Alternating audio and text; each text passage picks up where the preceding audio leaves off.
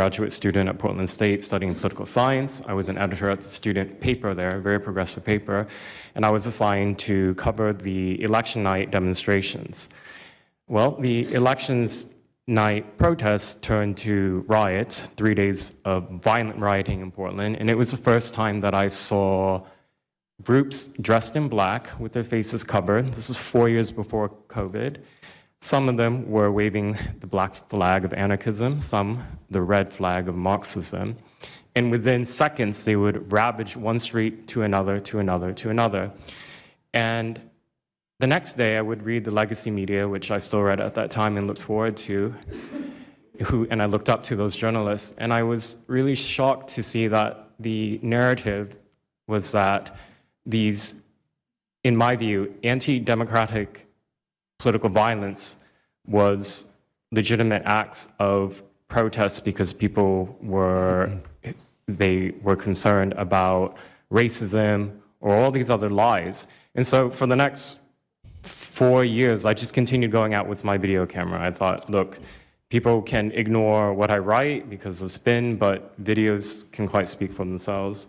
And in 2019, it led to me nearly losing my life. I was covering another Antifa protest turned riot. At that point, had been routine in Portland, and then I was ambushed in a mob beating. And I had never been in a fight. I didn't even realize that I was being assaulted until seconds in. And the punches came from everywhere on my head and my face, and I was bleeding out of my eyes and ears, and then they threw all the drinks in my eyes to humiliate me further and to laugh at me. And I was rushed to the hospital in an ambulance and CT scan, and I had subarachnoid hemorrhage, which is bleeding in the brain. I nearly died. And after surviving that, the reporting that I saw in liberal media it seemed to suggest that I had deserved it, because they branded me far right, and some even went so far as to suggest that I maybe faked my injuries. A BuzzFeed reporter asked for my medical records, which I did provide, but this felt so, it's like because I didn't die in that attack, there was another round of people who wanted to finish me off. But I continued, and then 2020, Portland was really the epicenter of the longest political violence. Those months of riots, I was on the ground, undercover, and there was an assassination there. There was a supporter of Donald Trump named Aaron Danielson who was shot dead by a self-described Antifa member who then fled out of state and died in a shootout with US Marshals. In 2021, I returned undercover, naively thinking that enough time had passed, and was chased through the streets of downtown and beaten, nearly choked out. The person who was trying to choke me out held me so tightly that I had the blood, the vessels in my eyes burst after that, and I was hospitalized. So thank you so much for acknowledging Antifa and for directing your administration to treat them as domestic terrorists. It's going to be really challenging because how they organize is that they are decentralized, autonomous, and they operate on deception. And we're still to this day told that they don't exist, that it's a figment of our imagination. I think the DOJ could look at federal conspiracy charges. The state of California and San Diego County last year broke up an Antifa cell in San Diego. And I think maybe perhaps the State Department should designate Antifa, its international arm, as a foreign terrorist organization, FTO. So thank you so much for this invitation, Mr. President. Thank you very much, Andy. Great. That's a rough time you had, huh? So the chokeout was almost the end, you felt? Yeah, that was my only near-death experience in my life, and I'm quite shaken when I think about it now. It really feels unbelievable to me that on the streets of America that this type of violence against citizens could become so routine and accepted and cheered on by people. Although, you know, in the immediate aftermath of Mr. Kirk's assassination, we saw again that type of depravity play out on quite large swaths of the left. So there's a deep sickness that's in this country right now. And it The pains me a lot amazing to thing, acknowledge it. yeah, the amazing thing is you look at Portland and you see fires all over the place. You see fights and, I mean, just violence. It's just so crazy. And then you talk to the governor and she acts like everything is totally normal. There's nothing wrong. It's almost like, are you waking up from a dream or something? You see it on your network. You see it all over the place. And it's so bad. It's so crazy. It's like the movies you see for the kids, I guess not only the kids, adults also, where you have these bombed out cities and these bombed out people. It's like worse than that. I don't think they could make a movie as bad. And then the governor will get up and say, I don't know why they're coming here. It's such a wonderful place. And the amazing thing is the people want us to be there. The people, when they get the real people that live there, many of them have left, but the real people want us to be there. The same thing in Chicago. So they've had 60, 70 murders over a short period of time. Murders, people that got shot. They've had hundreds of people shot. And then a guy like Pritzker, or this low IQ mayor, gets up. I mean, he got up, he's got a 5% approval rating. And the people are all against him. They want people to come. Beautiful black women are wearing a MAGA hat last night on television. Beautiful people. And they said, we don't care who comes, just stop the crime. They don't care, frankly, they don't care if it's National Guard and military. Send in anybody you want, stop the crime. And they're afraid to go out. They can't even go out. And then a guy like Pritzker, think of that. 50, 60, 70 people over a short period of time murdered, actually murdered, mostly gun violence, but knives, but gun violence, they're murdered, and hundreds of people shot. They had one weekend where they had like 18 murdered and 71 shot. But they said, you know what their excuse is? Yeah, but it was a long weekend. In other words, it was a long weekend, so that was okay. And then Pritzker gets up and he says, like, I don't know what they're talking about. We don't have crime here. They're crazy. I think actually they're petrified. You know, their families live there, everything else. I actually think they're scared. Pritzker was a failure in his family. They threw him out of the family business. Guy's a loser. But you know what? I believe they're scared. They're actually frightened for their lives. Jack, please say a few words. Mr. President, thank you so much for having us here today and holding this roundtable. Antifa is real. Antifa has been around in various iterations for almost 100 years in some instances, going back to the Weimar Republic in Germany. And it's now been just under 1 month since we saw a far leftist murder Charlie Kirk, and we saw thousands upon thousands of people, other far leftists and people in positions of authority, people like nurses and pilots and doctors and HR departments celebrating the death and the murder of Charlie Kirk. This sickness that's out there is absolutely real. And Mr. President, thank you for mentioning the fact that one of the bullet casings read, "Hey fascist, catch" on it. One of the other bullet casings right next to that had Bella Ciao written on it. Now, Bella Ciao is a song that is known in Antifa circles as the international anthem of Antifa. And all of us around the world, around this room that have studied Antifa, we're very familiar with these symbols. And Mr. President, I think the situation is getting worse. When you look at people like Luigi Maggioni, in his 20s, Thomas Matthew Crooks, of course, who took a shot at you, sir, the ICE shooter in Dallas, and now this Tyler Robinson, we're starting to see a pattern of more and more murderous violence. And this same violence is not just random. It is targeted assassinations, which are getting worse. And every single one of us in this room that goes out there, and obviously you as well, sir, and all the staff, we are now under that threat every single day. And working there at Turning Point USA, and I've spent just about the last month out there in Phoenix with Erica, with the family, with the team. And I will tell you this, Mr. President, even though going through something like that, which is an absolute nightmare, and people say, you know, what was it like to speak in front of all those people? It was horrible. Every second of it was horrible. But we're not going to quit. And Turning Point USA is continuing the tour that Charlie was on. We had 6,000 people when we went back to Utah. We had 5,000 people last night in Montana, if you can believe that. We are continuing to organize on campus. We are getting more and more people coming out in the face of this threat, knowing what happened to Charlie. But Mr. President, we need to do something about this, because I fear that the next one who could be killed could be sitting at this table right now. And we're not going to stop, but they need to stop, and they will not stop until they are stopped. Thank you. Thank you, Jack. I appreciate it very much. One thing I have to say is that Washington, D.C. was almost as bad.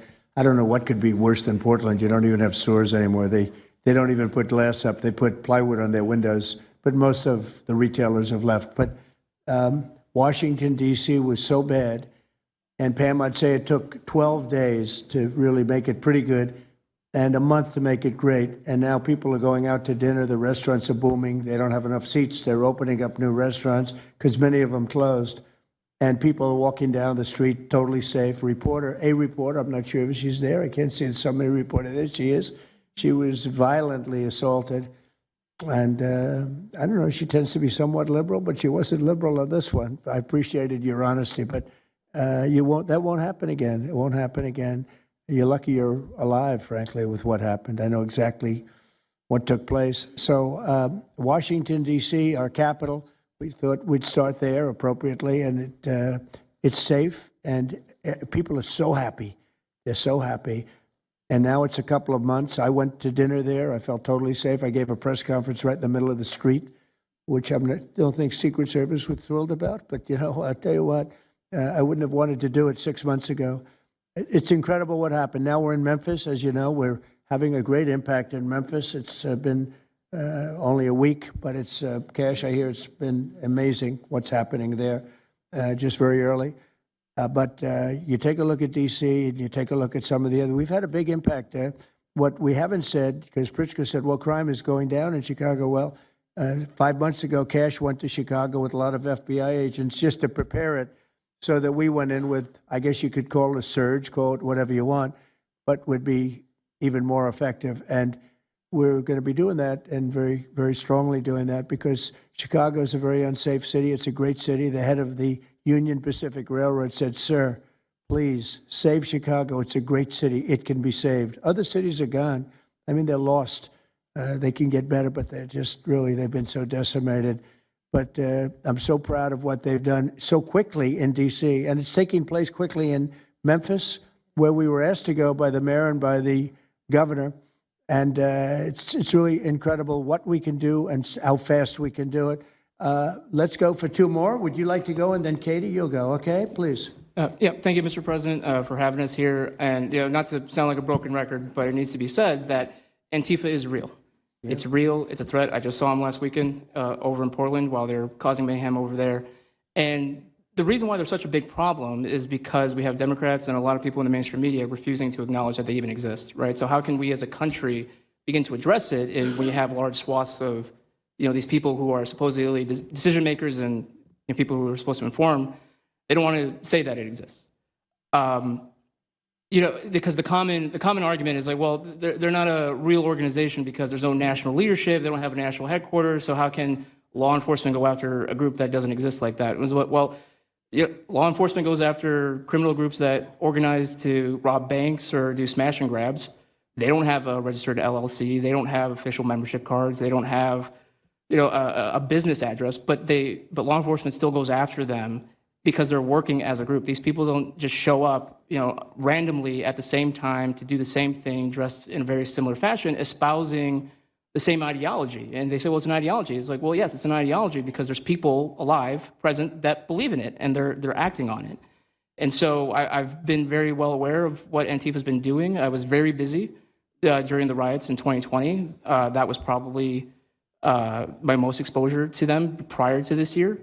I've been at the ICE facility at Broadview. I'm originally from the Chicagoland area, unfortunately, but that's where I grew up around. Like I said, I was in Portland. I was covering the riots in Los Angeles as well. And probably one of the most disturbing parts about that is, in addition to Antifa being present, they were tagging the streets with CJNG, which is Cartel Jalisco Nueva Generación, which is a cartel. So you have these people who are working basically in concert with other terrorist groups to say that we're here, we're present, and we're gonna attack federal agents and people who are gonna expose what we do. And so, to be clear, political violence, sustained political violence that we're seeing in this country is not a both sides issue.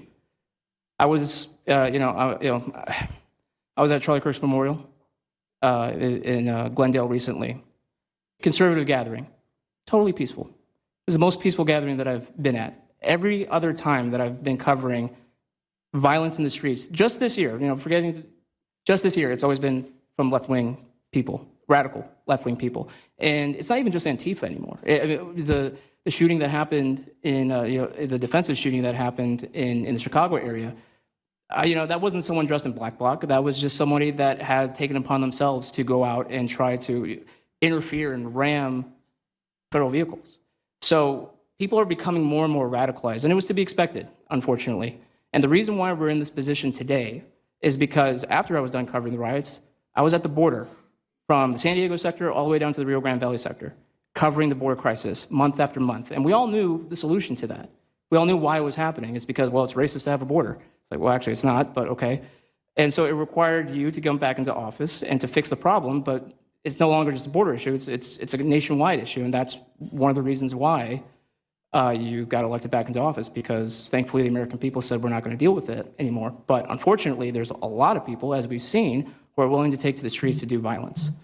And that's a scary thing, because typically when I was in 2020, I was covering Minneapolis, Los Angeles, Portland, Seattle. I was over in Chaz, and that was to be expected.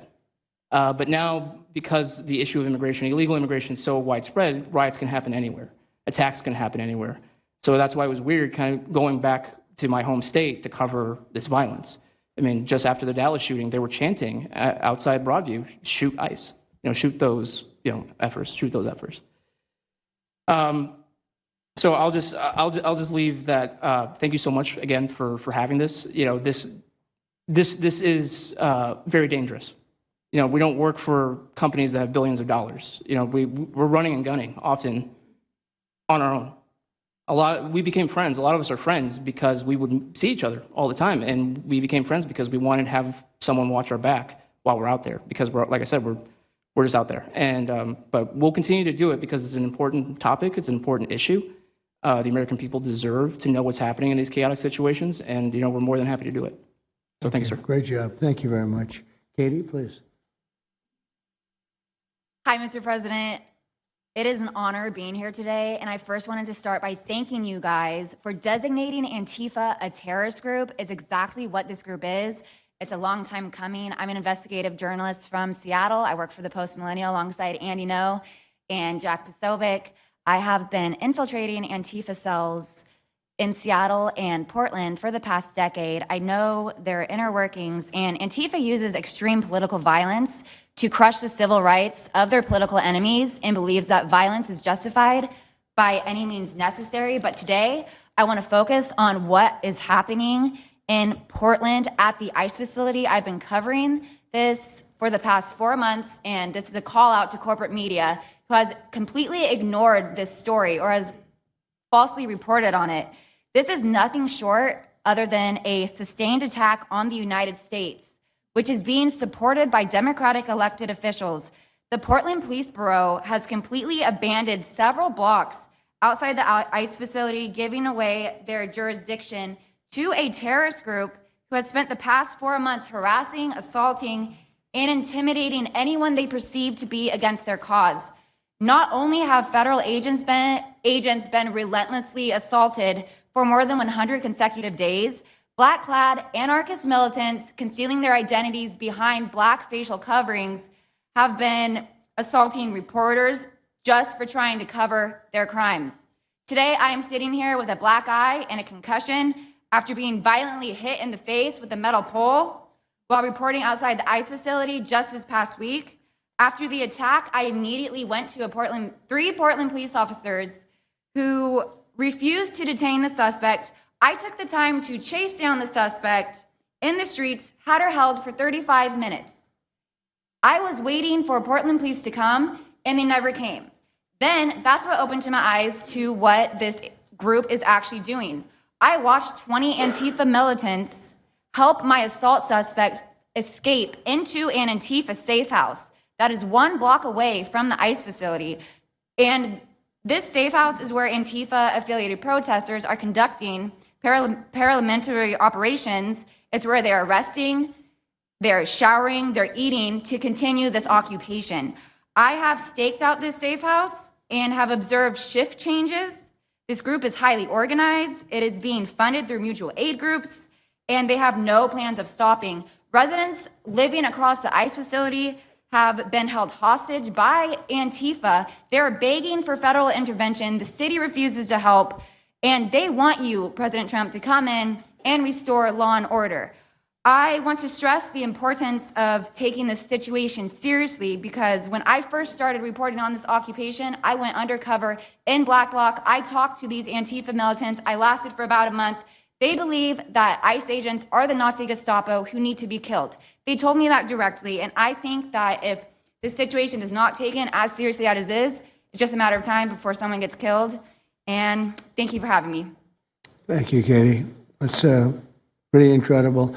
The only question nobody can answer is why. Why are they doing this? They're like insurrectionists. They're terrible people. But you really wonder why. Why are they doing it? What are they gaining other than they're obviously paid? They're paid a lot of money. Go ahead, please. Mr. President, if I can answer that question, the reason why they're doing it is because the same media that's sitting in this room with us has declared all of us at this table Nazis and fascists, and they've been doing this for years. This is why Antifa feels emboldened to attack us. Now, almost every single person at this table has been threatened with a steel bat. We've been assaulted, we've been harassed, we've been threatened, and that is in huge part due to the media. So my message right now is for you guys, because 2 years ago back in 2020, by the way, I was censored for my reporting on Antifa here in Washington, D.C. You were talking about how safe it is now, Mr. President. It wasn't so safe back then.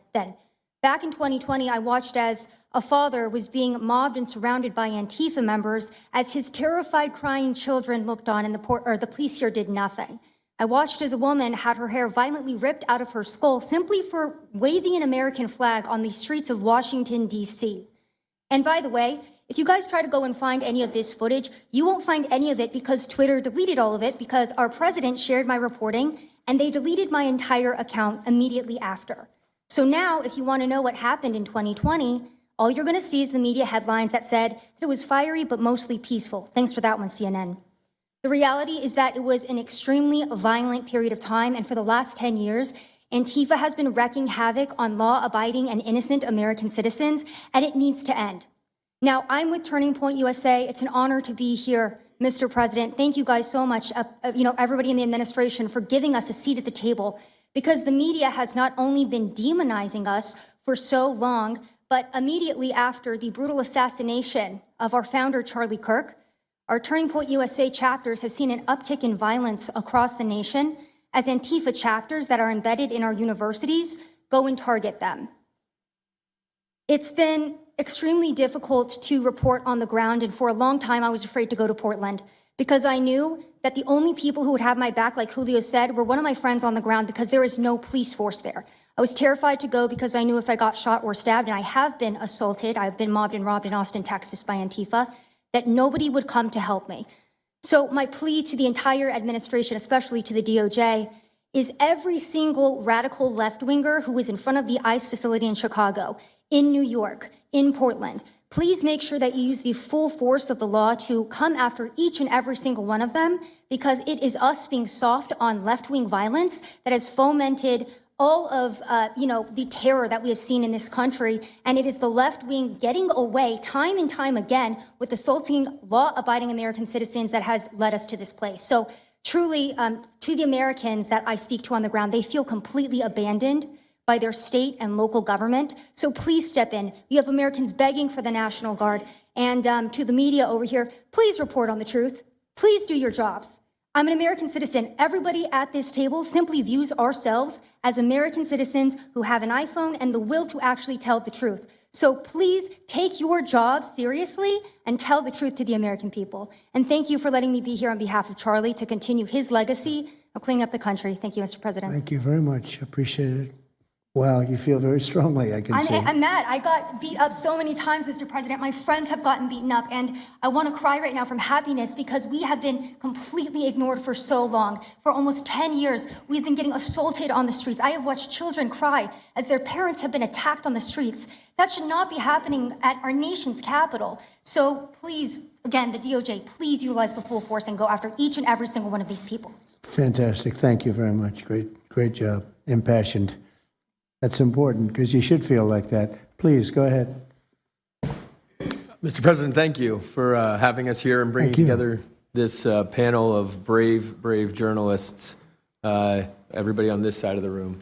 And no one can speak to the violence better than these people here. So I think we know that this is not just a story about violence and chaos, as you alluded to, Mr. President. This is a money story. And at the Government Accountability Institute, my colleague and I, Peter Schweitzer and our team, we followed the money, and we followed it to the top of what we call the protest industrial complex, Riot Inc. And we found a network of NGOs. It's not just the Soros network, the Open Society network, it's other funding networks, the Arabella funding network, the Tides funding network, Neville Roy Singham and his network, Foreign Cash. And it's also big left-wing funders. Some of them are not citizens of this country. Mr. Hans-Jörg Wyss of Switzerland. They're pouring money into this entire ecosystem. And so I want to share 3 money facts with you about what we call Riot Inc. Number one, like any corporation, Riot Inc. has many divisions. It doesn't just have the Antifa boots on the ground division. It has PR divisions. It has marketing divisions. It has a very well-funded legal division to get these boots on the ground back on the streets as quickly as possible. But it does have those investors that I mentioned. Number 2, we have identified dozens of radical organizations, not just the decentralized Antifa organizations, but dozens of radical organizations that have received more than $100 million from the Riot Inc. investors. These would be the lawyer groups. These would be the groups that advocate for calling good, honest Americans fascists, et cetera. And then 3, I think the most shocking thing is that we have found that more than $100 million in U.S. taxpayer funding has flowed into these funding networks, including at least $4 million to these very groups themselves, not just Antifa types, but there was an event in Atlanta called Stop Cop City. Over 60 rioters were charged with domestic terrorism. These groups received money for that from both the billionaire class as well as taxpayer money. So one other thing, this money helps fund the decentralized crowdfunding platforms. These are ways that Antifa, the John Brown Gun Club of Elm Fork, which had links to that attack on the ICE facility, the Socialist Rifle Association, and just because they don't have LLCs or EIN numbers doesn't mean they can't get paid. Some of these funding platforms, crowdfunding platforms, are funded by this network that we call Riot Inc. So again, I want to thank you for your leadership, for the whole cabinet's leadership on this. We're going to keep following the money and appreciate everything you're doing, sir. Do you know the name of any of the funders? Do you know the names? Because if you do, I'd like you to give them to Cash or Pam. Absolutely. Or Christy. Yeah, we'll do that. As soon as you can. That's all of you. Because you probably know the names after a certain period of time. You tend to find out. But these are people that do not have good intention for the country, and that's treasonous probably. So if you could, very important, if you could do that, that would be great. Nobody would know better than you. You'll figure it out. Thank you. Please go ahead. Yeah, my name's Nick Shirley. I'm 23 years old. I'm a 100% independent YouTube journalist. And over the past year or so, I've been able to go to 15 countries. I've hung out with people in the gangs of Brazil, in the favelas, in the prisons of Secot. But yet the most dangerous places I have been here in the United States, unfortunately. And I've had the opportunity to show people about the protest Antifa here in the United States, and there's nothing organic about what they are doing here in the United States. I've watched people be bussed in from states. I've watched the same lady at a protest in Atlanta be bused to protest in DC and then in New York City. There's nothing that is honest about what they are doing. And they have signs. I've seen the same signs here in DC and in London as well. It's a big organization and corporation that they're running. And people may wonder, like, what's the threat to us as Americans if we go? Well, you'll be labeled as a fascist, you'll be labeled as a Nazi, and they'll wish death upon you because they wish death upon me. And just last week in Portland, Oregon, I watched a lady get trapped in her car, surrounded by Antifa, and her sister messaged me after seeing the video. She said, the only reason I think my sister was safe is because you were there recording. I also was chased out by a member of Antifa who said he would smoke me, and next thing he knew, a DHS sniper had lasers on his chest. If he was not there, who knows what would have happened that day. These people are very dangerous, and people wonder how they're able to do it. It's the reason is because these cities are not enforcing the law. And why should these people be worried if the law is not being enforced? And we are not far right, nor are we far wrong. We're just right. And the truth about what's happening here in America with these groups is very dangerous. And I thank you, Mr. President, and your administration as well for acknowledging that. Thank you very much. It's too bad you have to go through it. I know, Thank it's a little you very crazy, much. right, Mr. President? Well, you're going to get to the bottom of it, so it's a very important thing you're doing. Thank you very much. Please, Kim. Yeah, I've just got something very short. I'm attacked every time I do my job. When I leave my house to go to work, I am violently assaulted. I've had guns pulled on me. I've been bear sprayed. I've been beaten down. I've been almost killed. So my question for all of you is, how would you feel if every time you showed up to work, masked militants tried to kill you? Because that's how we feel. That's our lived reality. And you guys go and tell us that we're liars, the riots aren't that bad, right? I've never seen any of you guys on the ground. In fact, I've never seen anybody representing the companies you work for on the ground. You guys come to us for interviews that never get published. Stop saying we're lying. We're not. We risk our lives every day to do the job that you guys are too afraid to do. What network would you say is the worst, if I could ask? Oh, man, that's a real tight spot. Honestly, it's a simple question. Well, there's a lot of people in this pool, and I would say I'm not talking about Fox. I'm not talking about Newsmax or any outlet that resembles them, so I'll let you guys put the pieces together on who I'm exactly talking about. Who would you say, which network would you say? MSNBC, for sure. Oh, they're terrible. I agree. They're CNN, terrible. probably close, yeah. Yeah, I'd rate it that way, yeah. MSNBC, it's Brian Roberts. Yeah, That he allows that to happen is a disgrace. absolutely. And CNN is second. Yeah, I second. would say CNN is not quite as bad as MS. MSNBC is not What really a about news others? site anymore. Oh, MSNBC is sick. Yeah. They're sick. Well, Who- sir, it's who also else? just the stories that they publish about what's the ICE enforcement operations that are so heavily slanted that it's no longer, as I was saying, no longer just Antifa, but Americans that are becoming radicalized. So they've been very irresponsible with how they've been reporting Who on is it. that? MSNBC, for example, they're Would you rate them the worst? probably. Who would you rate second? Well, they ran a story about an operation in Southern California about how a father of 3 Marines was arrested, and they made it seem like they just did it because he's brown. But there's video of that same man charging at the agents with a weed whacker. Now, I've worked with weed whackers back in the day, and you don't want to be on the receiving end of one of those. So that's why he was arrested, but the story was presented as if it's a brown guy just simply being arrested. And I've been around ICE agents, and I'm a citizen, so I feel fine.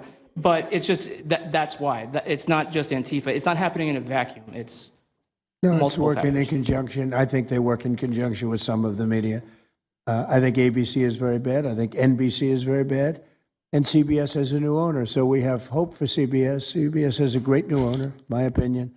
But I will tell you, ABC is terrible. NBC is terrible. NBC's MSNBC too. They changed it. They moved it over legally so they couldn't be tainted by the words MSNBC. But they are absolutely terrible. There are a lot of them. What about independents? Independent networks. They're a little bit better, but I would say that we're an example of how you don't need to be part of a super large company to be able to do just basic journalism. All you got to do is sit and record, play out, and that's why they hate us. That's why Well, I Antifa targets watched us. a level of dishonesty that's incredible, where answers are changed. Like just before the election, an answer was changed by Kamala. She gave a horrible, death-defying, election-defying answer, and they took the answer out and they replaced it with another answer that she gave 5 minutes later, having to do with a different subject, but at least it wasn't election-defying. No, the level of dishonesty with the media is incredible, whether it's on Antifa or many of the other groups. You're talking about Antifa, and I know that's close to your heart because that's the one that's most affecting you, but there are others that are as bad or almost as bad as Antifa, having to do with different people, different sections of the world, but it's terrible. We're not going to let it go on in this country. We're not going to let it go on. And a big problem is not all of them, but some of the networks out there. And you do wonder why. You really do. Okay, please.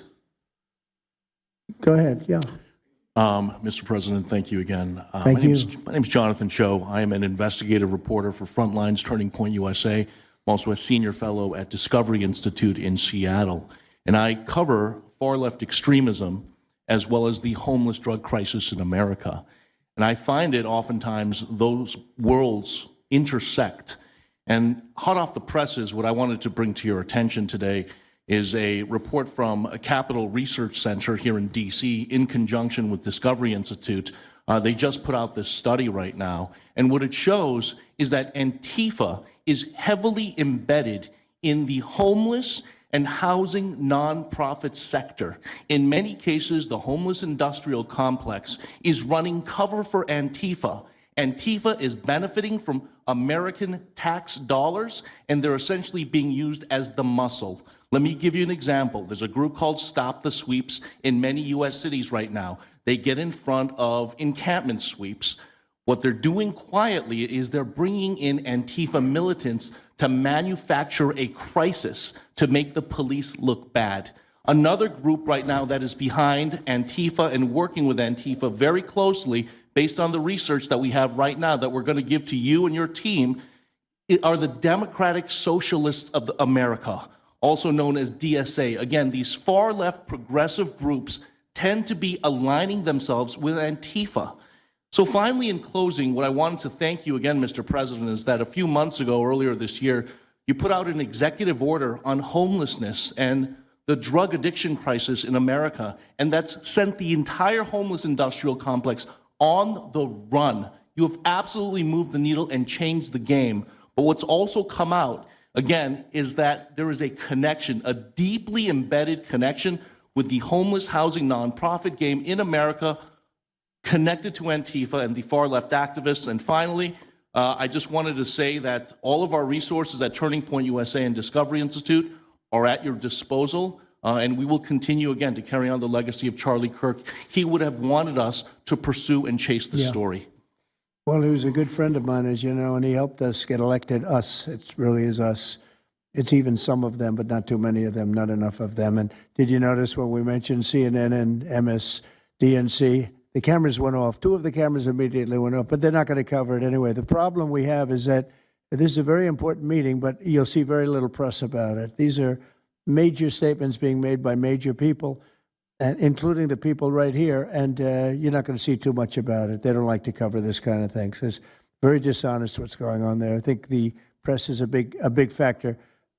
Please, go ahead. Thank you, James. Mr. President, thank you so much for having us all here to bring attention to this matter. You did mention MSNBC, CNN, a handful of those other outlets that have been lying about, various things, but especially what ICE, brave men and women over at ICE have been doing. I was talking to Antifa members in Portland the other day, and a lot of these people genuinely believe, they buy these lies, and they genuinely believe that they're fighting against literal Nazis and not brave men and women that are putting their lives on the line to basically, enforce basic immigration law, right?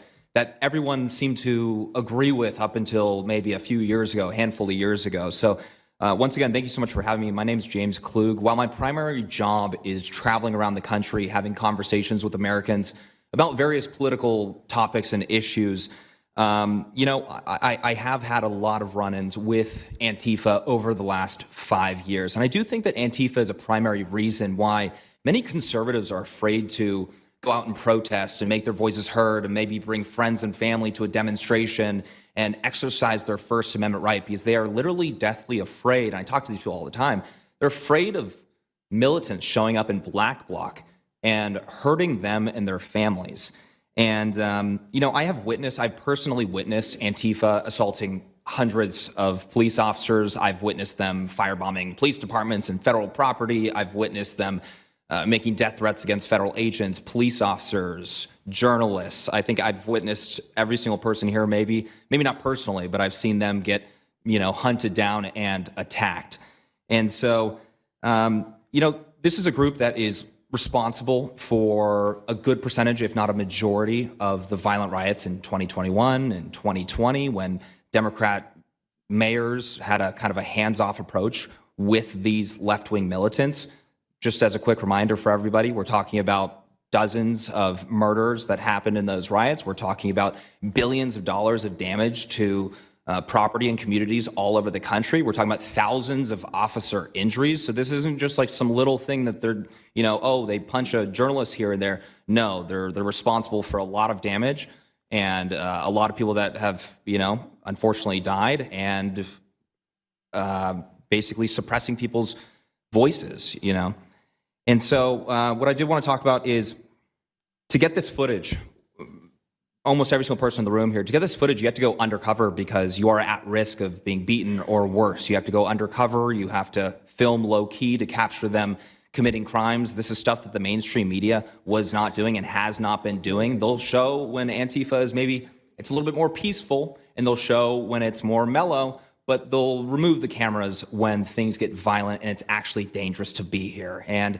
I have personally witnessed legacy media vans showing up at a riot 300 yards away, getting out of the vehicle, filming for 30 seconds, saying something like, fiery but mostly peaceful, packing up, and to add insult to injury, you have Democrat politicians that are saying, it's just an idea, right? That's all this is. So it's just an idea. After all of this chaos, it's just an idea. Well, that idea has threatened to kill me and many of my friends that are here today. So, Mr. President, thank you so much for bringing this to the forefront. And it's definitely making a big change. Really appreciate you.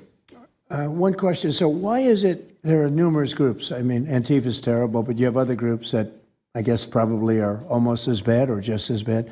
Not one other group was mentioned. I'm sort of surprised at that. You just come into contact with Antifa? It seems to be that you mostly come into contact with Antifa. Please. There's a lot of overlap. And I would say that, for instance, Jonathan brought up the Democratic Socialists of America. They're basically the same thing. I mean, there's a lot of Democratic Socialists of America who are out there in black bloc, hiding their faces. And so I think we use, and I do understand, for the record, I do understand the challenge, as Andy pointed out, with Antifa as a graspable entity. I do. But at the end of the day, when you look at behavior, you prosecute behavior, right? We're not prosecuting ideas or ideology, you're prosecuting behavior. So whether you can prove that this amorphous thing is Antifa or someone has a patch that says Antifa, it doesn't matter. Did they assault someone? Did they assault a federal agent? Were they engaged in rioting? What is it? And so they're always using that, oh, well, they don't call themselves Antifa, even though some of them literally do. It's called Rose City Antifa. How long has it been around in Portland, Andy? Since 2007. They call themselves Antifa. In Seattle, I was outside the federal building, and they were yelling, there's no police here, this is Antifa land. And then at the same time, Democrats, like our governor, oh, Antifa is an idea. But yeah, I think Antifa can overlap with a lot of other entities and organizations. Very good. Thank you. President Trump, I just wanted to add this real quick because you were asking which mainstream media outlet is the worst. What I think, it's any of them that decided to call Kilmar Abrego Garcia Maryland Dad. Because when I'm out there on the street talking to these people, they call Maryland Dad is this human, he's actually a human trafficking MS-13 gang member that's illegally in the country. But the amount of people on the street that I spoke with that thought that he was a U.S. citizen that was being deported to Uganda is dangerous. These people genuinely believe, based on what comes out of the garbage standing over here, that you guys are deporting U.S. citizens. So that's what's causing all these problems. So when you have a governor like Pritzker in Chicago, where you have Illinois, which is in a lot of trouble, Chicago's there, potentially a great city again. It's not great now, but it could be great again. That's why we have to get there soon, because eventually you can't do that. What makes a man like that say that things are wonderful? Why doesn't he say, we love that President Trump is going to come and help us clean up Chicago and make it safe again, as opposed to fighting us and pretending that there weren't 50 murders and 200 shootings and all of that? Why is that? Go ahead, Nick. To spite you.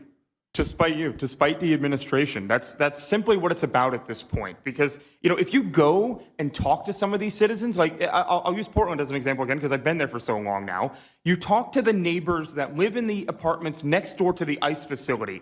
There are veterans with PTSD that live there, and they're here all night long, screaming, fireworks being lit off by these rioters, children crying, because they, can't sleep at night and they're scared of all the noise outside, and they can't leave. They can't.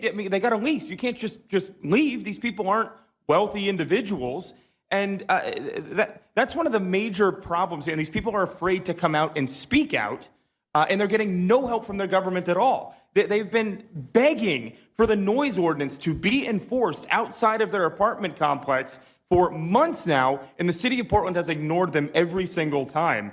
The victims are, as I said, they're afraid, but the governments aren't doing anything because they want to spite the administration. It's all political. And the politicians make you feel like you're foolish, like there's something wrong. Like, how could President Trump be saying that about Chicago?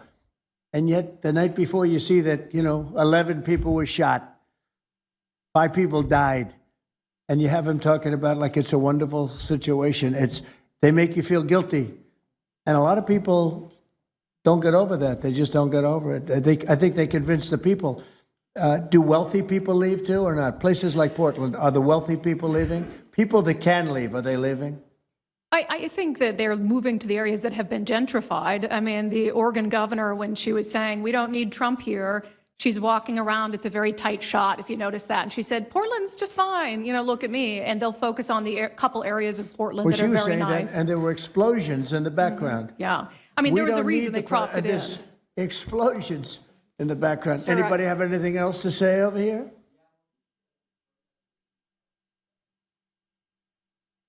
And then we'll get, should we be taking questions, or is it just a waste of time? Because they can ask questions, but, well, there's Brian, he's good. But you know what? In a way, it's a waste of time, because if you give a great answer, they don't put it on. If you give a horrendous answer, or even if you give a great answer, they make it sound like it's not a great answer. They're very dishonest. Go ahead, Nick. Yeah, and I think part of that dishonesty comes from what they see. For instance, I've never been asked to go on any other show besides Fox News. My clips go viral everywhere, but they've never even asked, like CNN's never asked, MSNBC's never asked. And a lot of times when I go to hotels, I'll stay and I'll watch like MSNBC. Fortunately, their ratings are terrible. They are terrible. MSNBC is dying, and CNN is dying like a dog. And poor CNN, they're so pathetic. It is very pathetic. You ever see their anchors in the evening? Nobody ever heard of them. Where do these people come? I could take anybody off the street in Washington, D.C. that do a better job. Yeah, and it's not hard to show what's going on these days. You literally have an iPhone and you can post it on X. They don't believe in the star system, Just one of those things, right? Okay, Nick, you finished, Nick? Yeah, Are you very finished, much. Nick? Good job. Thank you very much. Well, you've been through hell, I tell you that, but you're really incredible patriots, incredible people. Go ahead, please, Brian. Brian, go ahead.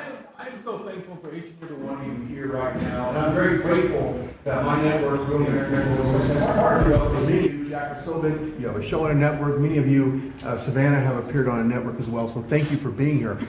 My question is this: in terms of following the money, I would just notify that the city of Austin is cleared to vote tomorrow to basically waive a $120,000 fee so that a no kings, basically an anti-Trump rally can occur in their city. They're bypassing the fees, rolling it to the taxpayers. So my question is to you, what can the people of Austin, Texas do right now to make sure that their tax dollars don't fund a no kings, anti-Trump rally coming up? Well, you just tell me that I would love to do something about that. Bring a lawsuit, do something. The best thing you can do is have honest elections, because the elections are totally rigged in so many of these places. You take a look, the people, they're all loving you. They can't breathe. They love so much, every one of them. You don't see one negative. Then all of a sudden you lose the election by 20 points. The elections are so rigged, and we proved that in 2020 more than any other time. But even the last election, there were areas that I won by much more. We won in a landslide, but I actually won in more of a landslide than we thought. I said, you got to get out, make it too big to rig. And fortunately, the people made it too big to rig. They tried. But the biggest thing you can do is have honest elections. You know, if you don't have, and you need great media. You need borders. Wait. You need borders. You need honest media. You need honest elections, and you have a great country. And you need all three of them. Yeah, go ahead. Lieutenant had ties to all these radical groups that you talked about inside here. So thank you for removing. I would like you to make a big deal, though, if they're waiving a fee, but I guarantee they wouldn't waive it if it was. It's not Trump. If it were a conservative rally, they wouldn't be waiving it. So maybe you can look into that, Pam. Todd. Mr. President. That sounds like one for Todd, Pam. Go ahead, Todd. Good luck.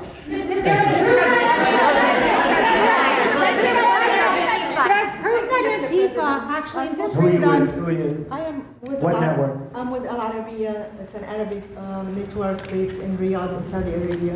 But I am the foreign ruler today. Mr. President, you said that you might go to the Middle East on Sunday. Do you mean Egypt and Israel? And would you consider going to Gaza to see what things are on the ground? I would. I might do that.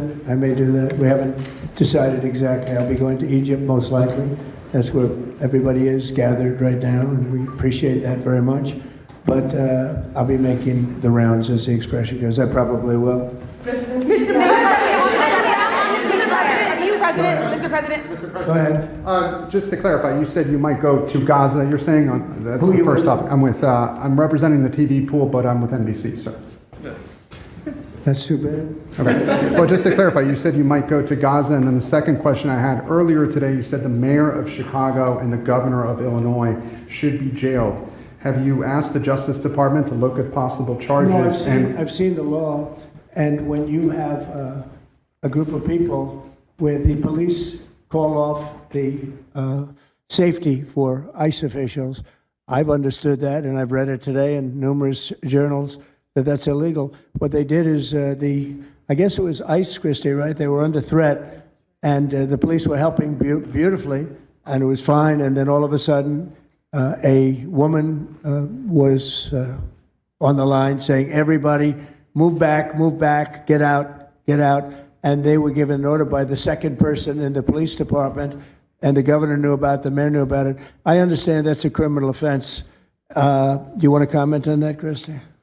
Yes, sir, we're seeing that kind of pattern happen with local law enforcement and state law enforcement, not just in Illinois, but also out in Oregon, too. In fact, in Portland, I was there yesterday, but some of the ICE officers were telling me that as they drove by the rioters that were saying, kill ICE agents, Molotov cocktails, melt ICE, that the Portland police were cheering them on and had their fists in the air cheering on the rioters that were threatening their lives. So in Chicago, we had a 10-car caravan trail our ICE officials and pin them down. And those ICE officials, to get out of their vehicles, a woman tried to ram them and run them over, and shots were fired to get them to safety. So it's happening on a regular basis, and any elected official that allows this to happen and gives cover to those kind of individuals who are perpetuating murder should absolutely be prosecuted, in my opinion. Mr. President. Daniel. Thank you, Mr. President. And by the way, we have Marco Rubio. Marco, come on up here, please. He's going to bring a little stability to this group. Come on up. Does everybody know Marco Rubio? Is there anybody that doesn't? Some of the reporters don't. That's why they shouldn't be reporters. Which job is he here for today, Come sir? on up here, Marco. Anything we should know about the Middle East? That's what we're hoping to talk to you about here, Mr. President. He's doing a good job. He was born for this job, I can tell you. Daniel, please. Mr. President, thank you very much. I have two questions for you, if that's okay. Seamus talked a little bit about the money aspect of this. Do you believe if you go after where the money is coming from with Antifa, in regards to Antifa, do you believe that would be similar to cutting the head off the snake, so to speak? And it would help. I don't know that it would be totally complete, but it would certainly, you'd knock out 75%, 80%, 85%. These people, a lot of them don't believe it. You know, when I watch them, I say, I can almost tell a pro they're like professionals. That's all they do. And they get paid by somebody. I think it would knock out a lot of it. Yeah, not all of it maybe, but a lot of it.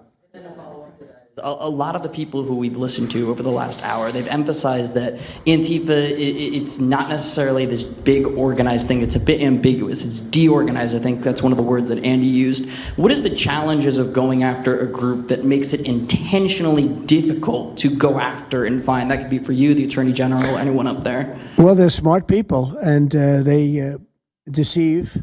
A lot of them are crooked people. A lot of them have been staying out of trouble their whole lives, and they've been bad from the day they were born, frankly. But these are sick people. Pam, go ahead, please.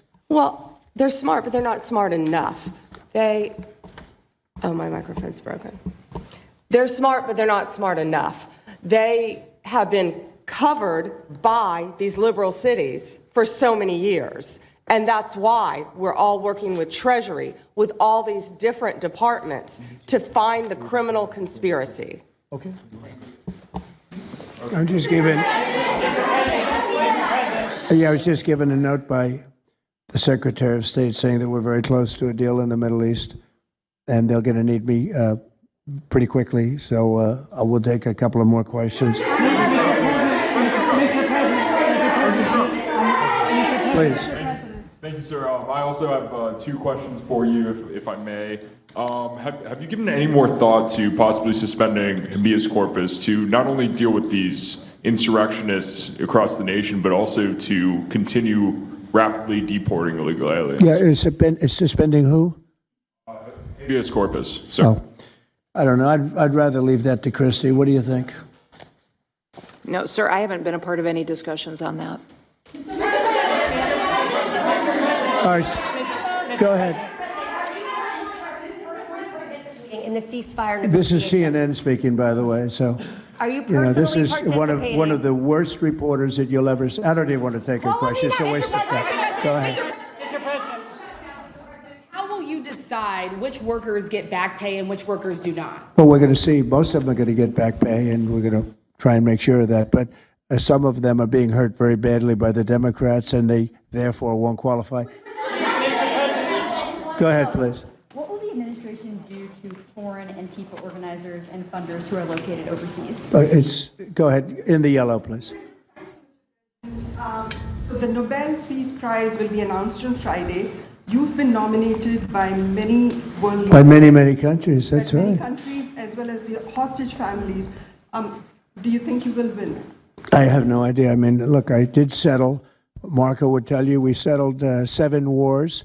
We're close to settling an 8th. And I think we'll end up settling the Russia situation, which is horrible. 7,000 people died last week, by the way, in Russia, between Russia and Ukraine. I think we'll settle that. So I don't think anybody in history settled that many, but perhaps they'll find a reason not to give it to me. You know, perhaps they will.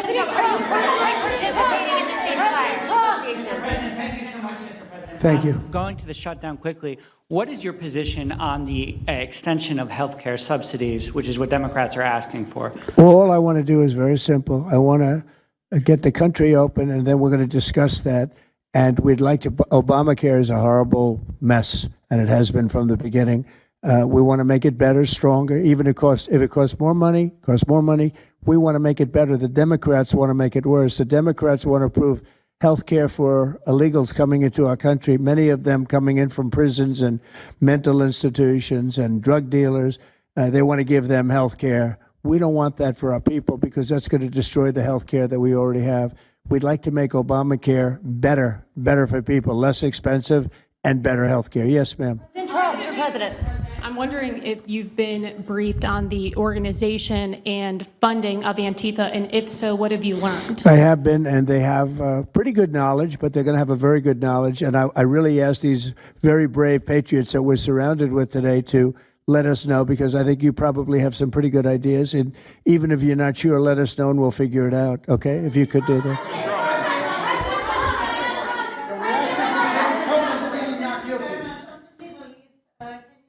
You're from Italy? No, I'm from France. Can you specify how close we are to the deal? Would that be announced today, tomorrow? And do you want to see the hostages released before you travel to the region? No, I think I'll probably go maybe before the hostages are released or shortly thereafter, pretty much shortly thereafter. Yeah, please. Participating in these negotiations. Go ahead. Who are you with? The Center Square. I had the honor of asking you originally if you would designate Antifa a terror organization. And I stand here before you today, and I'm echoing what Andy said over here. Are you going to work with your administration as the Secretary of State's here? Are you going to work with your administration to designate it a foreign terror organization? You mean a terror? Antifa? A foreign terror organization. Well, has that been done? Pretty close, right? Would you like to see it done? Yes, Mr. President. Do you think it would help? They have foreign links I'd be glad all to across do it. I Western think it's Europe. the kind of thing I'd like to do. If you'd like, does Middle everybody East. agree? If you agree, I agree. Let's get it done. Okay? Let's get it done. Marco, we'll take care of it. Mr. President. That's international, you mean? Yes. International. Mr. President. Sounds good to me. Foreign terror organization. Steve, are you okay with it?